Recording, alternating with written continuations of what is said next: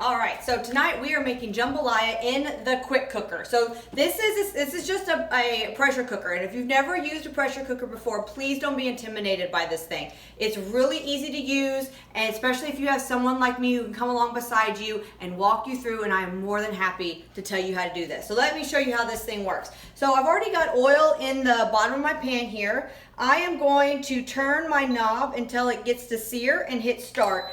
And really all this is doing is the same thing as having a pot on a stove. So it's just gonna get the oil down there nice and hot. I'm gonna let that come to temperature. In the meantime, I'm gonna get my veggies ready. So I'm gonna use the manual food processor, and I'm gonna throw in my onions inside of here, put the blade down, and start pumping up.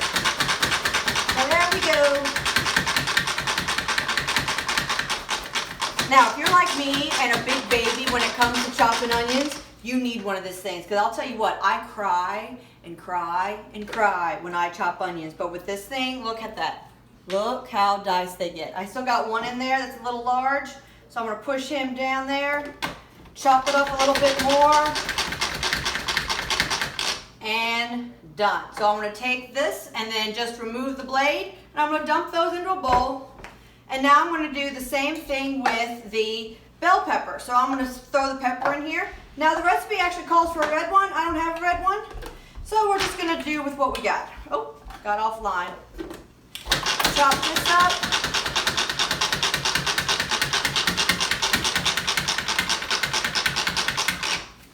There we go. Let me get some of these big pieces out. Throw that in there. Where's my spatula?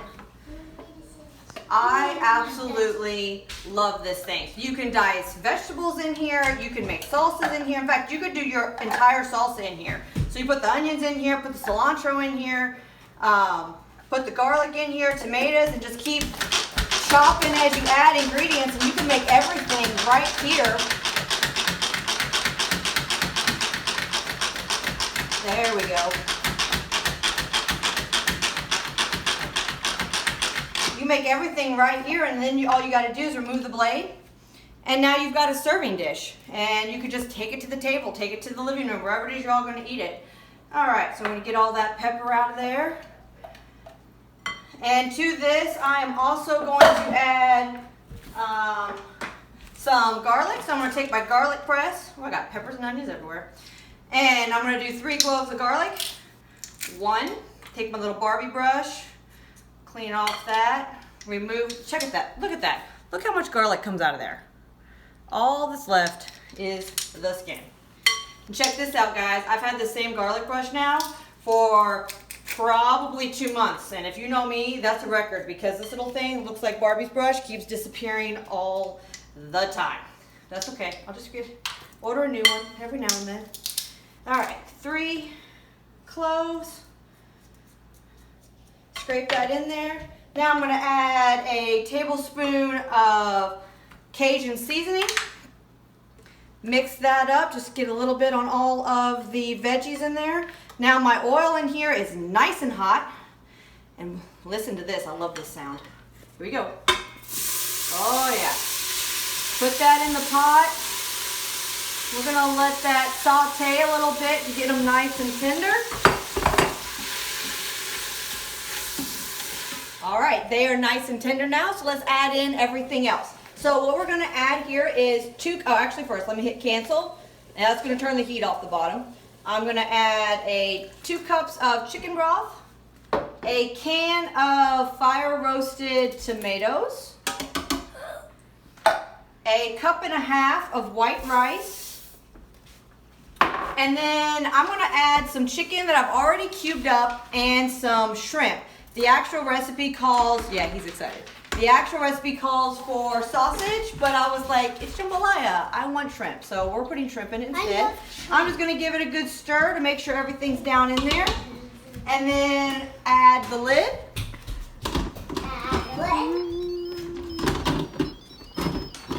There you go. And I'm gonna turn the knob to white rice. There's a lot of settings on this thing, and to be honest, I've only used 1, 2, 3, 4, I've only used 5. They probably could do a whole lot more than what I use it for, but that's what I require in my household, so I really only know these 5. So I'm going to put it on white rice. Look, it says 4 minutes. Hit start. So it's going to take 4 minutes of cooking time. What that really means is it's got to come to pressure first.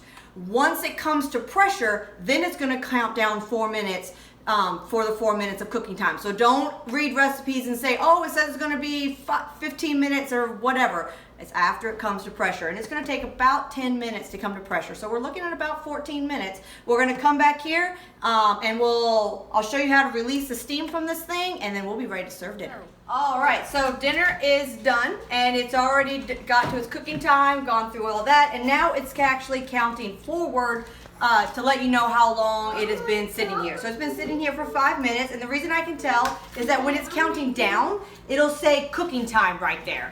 Once it's done cooking, that'll go away. The new timer is now coming forward. So it's been sitting in here for 5 minutes. So what I need to do is release the pressure. So one thing that's really nice about the quick cooker versus other brands that are on the market is that this one is cool to the touch, in that I'm not going to accidentally burn myself by brushing against this bad boy.